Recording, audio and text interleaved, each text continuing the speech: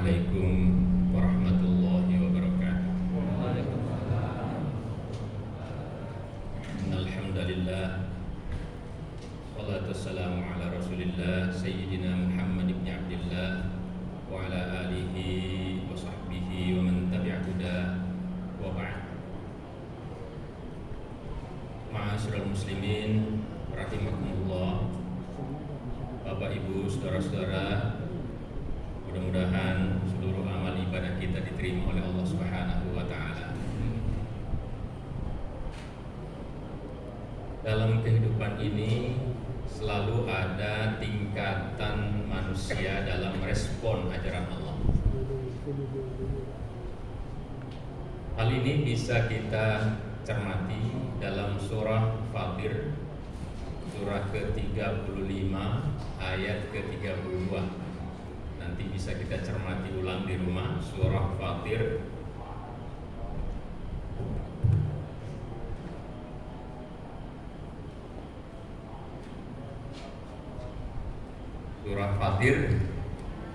surat ke-35 ayat 32. A'udzu billahi minasyaitonir rajim. Tsumma awrasnal kitaba alladzina astafaina min ibadina wa minhum zalimun li nafsihi wa minhum muqtasidun wa minhum sabiqun bil khairati bi idznillah, dzalika huwal fadlul kabir. Dalam ayat ini, Bapak Ibu hadirin yang mulia, ada 3 tingkatan disebutkan di situ. Yang pertama, zalimul li nafsi, orang yang menganiaya dirinya sendiri. Siapa mereka? Mereka yang mengetahui kewajiban-kewajiban tetapi tidak mau melaksanakannya. Zalimul li nafsi, mereka menganiaya dirinya sendiri. Dia tahu hal-hal yang buruk. Dia tahu bahwa khamr itu, minuman keras itu haram, narkoba itu merusak, tetapi terus melazimkan diri dalam melakukannya. Zalimul li nafsi, mereka menganiaya dirinya sendiri. Hal ini Bapak Ibu bisa kita lihat sehari-hari di sekeliling kita. Dia mendengarkan seruan azan, tetapi tidak pernah tergerak hatinya untuk datang ke masjid menunaikan kewajiban itu. Dia mendengarkan teriakan orang membangunkan untuk sahur, tapi tidak tergerak hatinya sama sekali untuk bangun makan sahur, kemudian melaksanakan ibadah shaum pada siang harinya. Zalimul li nafsi, mereka menganiaya dirinya sendiri. Itu kalau hari Jumat, Bapak Ibu, kadang-kadang mengendarai kendaraan, dia mendengarkan azan, dia mendengarkan khutbah pertama, kedua, dia mendengarkan imam melantunkan ayat-ayat dalam sholat Jumat, tapi sama sekali tidak tergerak hatinya untuk datang sejenak untuk menunaikan kewajibannya. Mereka dikategorikan sebagai zalimul li nafsi, menganiaya dirinya sendiri. Itu tingkatan paling bawah. Wa minhum muqtasid, ada yang sedang-sedang. Muqtasid, siapa mereka? Mereka yang sudah mau melakukan kewajiban-kewajiban, dia meninggalkan yang haram, tetapi betul-betul hanya sekedar untuk melepaskan diri dari kewajiban. Dia puasa, tapi kadang-kadang masih juga melakukan hal-hal yang kemudian menurunkan nilai shaum. Hadirin yang mulia, kalau seseorang melakukan puasa, meninggalkan makan, minum dan hal-hal yang terkait dengan seksual, sesungguhnya kita sudah dapat nilai lulus. Kira-kira kalau nilai rapot itu sudah nilai 6. Ada hal-hal yang bisa menurunkan nilai 6 itu menjadi 5, 4, 3 menjadi bahkan kosong. Maka itu sering kita mendengarkan penceramah menyampaikan hadis, kam min shaimin laisa lahu min siyamihi illa al-ju' wal atash. Ada orang yang melakukan puasa tetapi tidak ada yang diperoleh kecuali lapar dan dahaga. Puasanya sah, hanya nilainya itu kosong. Jadi ibarat gelas itu, kalau orang sudah bisa melaksanakan saum dengan menghilangkan semua atau yang membatalkan, mencegah semua yang membatalkan, makan minum yang standar ya, makan minum dan hal yang terkait dengan seksual, dia sudah gelasnya itu sudah separuh lebih sedikit, 6. Tetapi ada yang bisa merusaknya. Apa? Bohong, ghibah, gosip, hasad dan sejenisnya yang tadinya mestinya dapat 6, dia turun menjadi kosong. Ada juga yang bisa menaikkan yang tadinya dapat 6 tapi bisa menjadi 7, 8, 9 sampai full, penuh gelasnya. Mereka yang selain saum, dia qiyam Ramadan seperti kita pada saat ini, tadarus Al-Quran, bersedekah, memberikan iftar, maka nilainya yang mesti 6 tadi naik menjadi 7, 8, 9 sampai full. Nah, kalau yang muqtasid hanya yang pas-pasan. Nanti gampang dilihat kalau hari Jumat itu dia sedang berkendara, begitu dengarkan azan pertama, boleh jadi kalau masjidnya 2 azan, dalam pikirannya itu kan baru azan pertama, masih ada azan kedua, masih lama. Dia melanjutkan lagi kendaraannya itu. Ketika khatib sudah berkhutbah, baru khutbah pertama, dalam pikirannya itu masih baru khutbah pertama, masih ada khutbah kedua. Dia tetap berjalan. Begitu dengar masjid sudah iqamah, barulah memarkirkan kendaraannya dan biasanya mendapatkan tempat di emperan-emperan masjid. Dia tetap melakukan, tapi bukan yang terbaik. Muqtasid, level kedua. Hadirin yang mulia, ada level tertinggi, level ketiga. Siapa mereka? Jadi muqtasid wa minhum sabiqun bil khairati biidznillah. Mereka yang berpacu dengan waktu dalam melakukan kebaikan-kebaikan. Berpacu dengan waktu dalam melakukan kebaikan-kebaikan.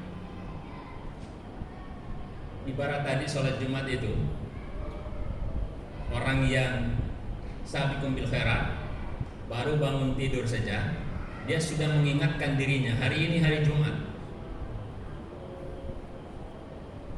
Dia mandi sunnah, sebelum berangkat kerja dia sudah menyisihkan sebagian uangnya untuk disedekahkan, ditaruh di kantong. Sebelum azan, kalau tidak ada pekerjaan yang sangat mendesak, dia lebih awal datang ke masjid, sholat sunnah, sholat intizar. Sholat sunnah intizar itu sholat sunnah menunggu khatib naik mimbar, namanya sholat sunnah intizar. Baca Al-Quran dan sunnah-sunnah yang lain, zikir dan sebagainya. Sabiqun bil khairat, mereka yang berpacu dengan waktu dalam melakukan kebaikan-kebaikan. Dalam bulan puasa begitu juga. Sebelum tarawih sudah datang lebih dulu, sholat sunnah, baca Al-Quran, baca zikir. Di waktu-waktu tertentu di rumah, tentu kita juga tidak sepenuhnya harus baca Quran seharian penuh. Tentu ada juga waktunya kita harus istirahat, tapi di waktu-waktu kosong itu diisi dengan kalimat-kalimat thayyibah, la ilaha illallah, ya. Ada tasbih subhanallah, ada yang namanya kalimat tamjid, subhanallah walhamdulillah wa la ilaha illallah wallahu akbar. Ini ternyata kalimat-kalimat ini mudah diucapkan, tetapi timbangannya berat. Bahkan ada satu atau dua kalimat yang dikatakan oleh Rasul, khafifatani fil lisan, sangat ringan diucapkan, thaqilatani fil mizan, tetapi sangat berat di timbangan. Subhanallah wa bihamdihi subhanallahil azim. Ya, itu gampang sekali kita ucapkan, kita hafal semua. Itu ternyata ringan diucapkan, tapi timbangannya sangat berat. Bahkan hadirin yang mulia, di zaman Rasulullah SAW pernah ada protes dari orang-orang miskin terhadap orang-orang kaya. Jadi di zaman Rasul itu sudah ada juga timbul kelas-kelas sosial, meskipun tidak sebagaimana yang terjadi pada hari ini. Suatu ketika di bulan Ramadan seperti ini, kelompok orang miskin itu datang kepada Rasulullah mengadu, wahai Rasul, gak enak banget jadi orang miskin. Kenapa? Itu lihat tuh orang kaya itu, mereka puasa, kita puasa, mereka juga puasa, kita sholat, mereka juga sholat. Tapi ketika mereka bersedekah, besar sekali sedekahnya dibanding dengan kami-kami yang miskin. Kata Rasulullah, sini, mau nggak saya ajari doa yang kalau Anda membaca doa itu, Anda bisa menandingi nilai orang-orang kaya itu. Mau Rasul? Ini, perbanyaklah baca kalimat tamjid. Ya, tadi itu subhanallah walhamdulillah wa la ilaha illallah wallahu akbar. Ada yang menambahkan la haula wa la quwwata illa billah. Itu orang-orang miskin itu yang biasanya datang sholat duhur, sholat asar itu sebelum azan, ini jauh sebelum azan mereka datang ke masjid, baca itu subhanallah alhamdulillah wa la ilaha illallah wallahu akbar. Beberapa waktu kemudian orang-orang kaya itu melihat ada perubahan apa terjadi di kalangan orang-orang miskin. Mereka datang menguping, dia mendengarkan baca subhanallah dan seterusnya itu. Akhirnya orang-orang kaya ini datang pula lebih awal ke masjid, baca juga bacaan itu subhanallah walhamdulillah. Dalam Al-Quran itu manusia aktsara syai'in jadalah, manusia itu memang yang paling banyak protes. Datang lagi protes pada Nabi, Rasul, payah ini, orang-orang kaya itu mengikuti kita semua, baca juga doa itu, bacaan itu. Telah turun ayat, dzalika fadlullah yu'tihi man yasha. Anda jangan pernah jealous, jangan pernah iri hati, itulah kemuliaan yang diberikan Allah kepada orang yang dikehendaki. Kalau orang kaya itu memanfaatkan waktunya dengan baik, tentulah akan dinilai oleh Allah sebagai pengabdian kepada Allah Subhanahu wa taala.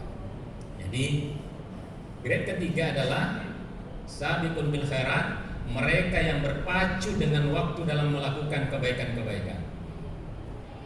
Di waktu sahur bukan hanya sekedar bangun makan sahur, tapi baca tadi zikir-zikir itu. Karena pada saat waktu sahur itu nilainya besar sekali. Jadi panjatkanlah doa, bacalah zikir-zikir sambil menunggu ibu menyiapkan makanan barangkali, atau siapapun, kita baca zikir-zikir itu, dan itu ternyata khafifatani, dia ringan di mulut tetapi berat di timbangan. Nah, hadirin yang mulia, grade manusia ini dalam kehidupan sehari-hari itu bisa kita lihat juga.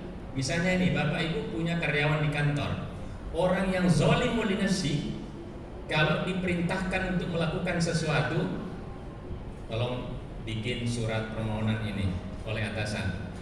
Kalau orang zalimun li nafsi, diperintah pertama, kedua, ketiga, dia melayan saja itu, nggak kerjakan itu. Zalimun li nafsi, dia menganiaya diri sendiri. Kalau ada orang nanti perampingan karyawan, maka orang pertama yang masuk dalam daftar adalah dia. Ada yang kedua, muqtasid, diperintah oleh atasannya, tolong bikinkan surat. Dia pergi ke kantin dulu, dia pergi kemana dulu. Ketika atasannya menagih, mana surat yang saya perintahkan untuk diketik? Ya bos, belum. Baru dia melaksanakan. Setelah selesai, ditaruh saja di print out, ditaruh saja di samping printer. Ketika atasannya bertanya ketiga kali, barulah diantarkan ke ruangannya. Itu namanya muqtasid. Dia melakukan tapi bukan yang terbaik. Tapi kalau orang sabiqun bil khairat, ibaratnya belum selesai perintah atasannya, sudah action. Dia kerjakan dengan baik, dia print out, setelah selesai dengan segera dia masukkan ke dalam map, diantarkan surat itu ke ruangan atasannya. Ketika dia lihat tumpukan-tumpukan buku map di atas meja itu berantakan, dia rapikan. Padahal disuruh hanya membuat surat, tapi dia melakukan yang lain, merapikan. Dia melihat kursi-kursi atasannya di ruangan, dia rapikan kursi-kursi itu, melebihi tuntutan tugasnya. Sabiqun bil khairat, mereka yang berpacu dengan waktu dalam kebaikan-kebaikan. Dalam kehidupan ini hadirin yang mulia, hanya yang terakhir itu yang disebutkan dalam surah Fatir ayat 32, dzalika huwal fadlul kabir.